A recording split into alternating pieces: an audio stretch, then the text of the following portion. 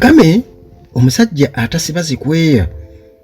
President wa Rwanda Kagame bwatu alabudde DRC President Felix Tshisekedi nti munnange bo tebatya kufa bwe babeera nga balwanirira eddembe lyabwe. Kagame bwati ategeezezza nti bw'oyisa abantu obubi era n'obajjako eddembe lyabwe, kino munnange kibaako ebijjirako, kibaako consequences ezijjirako.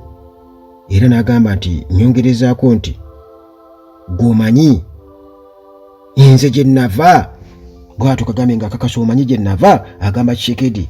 Yogera Tshisekedi naye yalabulwa n'agamba nti wanjawuloko ku bali ba pulezidenti abalala ababaddewo mu Congo, ye mulala ajja kubakuba.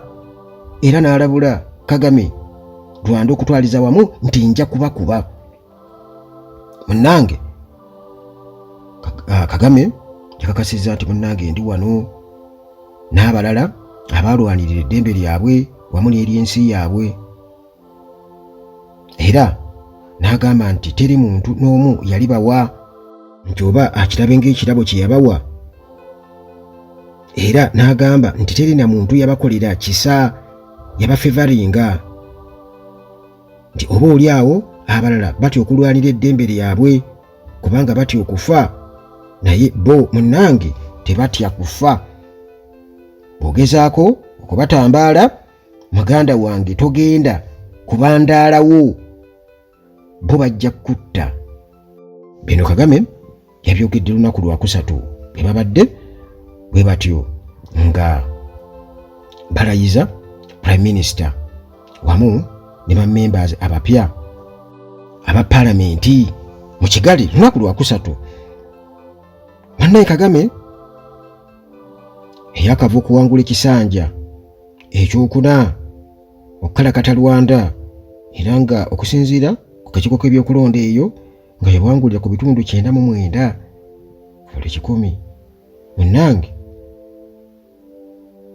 bw'atyo yabadde nga ategeeza obubaka ng'abwolekeza eri Pulezidenti wa DRC Felix Tshisekedi omwaka oguwedde, ekakasanga bwe bayinza okulumba Rwanda ne bagibalula.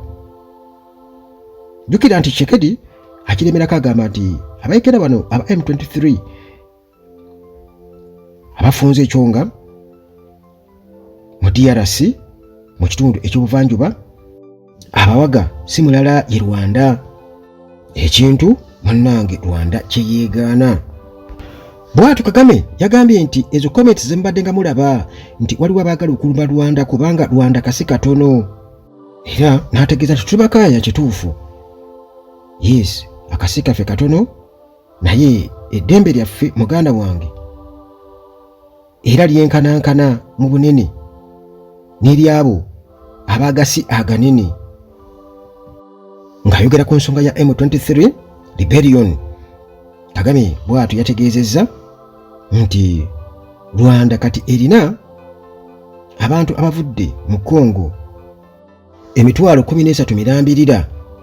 Bano bwe batyo bayiganyizibwa okuva mu kitundu kino eky'obuvanjuba obwa Congo, bayiganyizibwa era ne bagobaganyizibwa. Bw'atyo n'ayongerezaako n'agamba nti abalala basiiba bajja buli wiiki nga bayingira mu Rwanda ne bakulosinga booda. Naye ekibuuzo ekisooka ekyokubuuza, abantu bano be baani?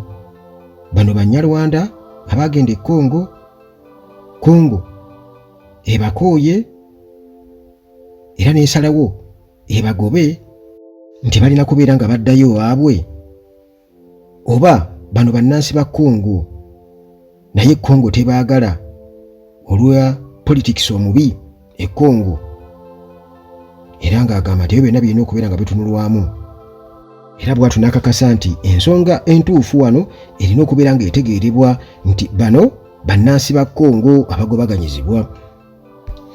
Aba M23 bano bwe batyo banyiivu eri gavumenti ya DRC n'ab'ebuyinza sayidi yeeyo olw'okubasosola n'okubayigganya okubaliisa akakanja olw'okubanga batuusi, olw'okuba nti batuusi bo nga bagamba nti batuusi naye eggwanga lyabwe ye Congo. Gye buvuddeko bamemba ba United Nations Security Council bwe batyo balaga okwennyamira olwa impact M23 gyereesewo mu bulumbaganyi bwekola mu kitundu kino eky'obuvanjuba bwa Congo, era nga kino munnange kivuddeko security okubeera nga nzibu nnyo sayidi zeeyo wamu n'obutemeekevu okubeera nti nno tebuliiwo, era abantu ba bulijjo bwe batyo basanze embeera enzibu ennyo. Security Council bwetu neetegeeza nti M23 embeera gyetaddewo ey'obunkenke mu kitundu kino ereeseewo munnange abantu okubeera nga babundabunda, era n'obukuumi bwabwe okubeera nga si bulungi yadde n'akamu oba si kyangu okubeera nga bakuuma abantu aba bulijjo, naddala abantu bannansi ba civilians bwe batyo abagenda mu nkambi z'ababundabunda. Kagame bw'atyo ategeezezza nti Congo mu kubagobaganya bano abatuusi, Kagame tegenda kubeera nga akikkiriza, ne Rwanda tegenda kubeera nga ekikkiriza, teri muntu agenda kubeera nga akikkiriza nti mubaagala mu kubanga balina oluganda ku bannansi ba Rwanda olw'okubanga batuusi balina okuddayo basisinkana ab'enganda zaabwe basale ensalo baabulire eggwanga erya Congo. Teri agenda kubeera nga akikkiriza ekyo kubanga abatuusi abali mu Congo bannansi ba Congo abawedde emirimu okusinziira ku Rwanda. Tshisekedi gye buvuddeko yategeeza nga Kinshasa bwetasobola kubeera nga eyingira enteesaganya n'abayiikira ba M23 kubanga already bano babatwala nga gurupu y'abatujju terrorist organization. Bw'atyo Kagame okwewuunya yalaze nti munnange omukulembeze w'eggwanga nga ayogera ku Tshisekedi nti ono munnange akyogera lunye nti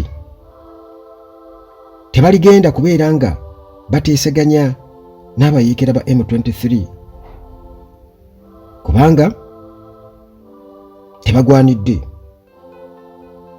Kagame nga yeewuunya nti bano abagobaganyizibwa, abattibwa, abasibwa n'ebirala, era nti omukulembeze w'eggwanga ye munnange awulira oba akitwala nti ddembe lye okubeera nga akola ekyo, era waatu n'ategeeza nti munnange weesanga nga ate waliwo n'abantu abamuwuliriza, abalala abamuwuliriza.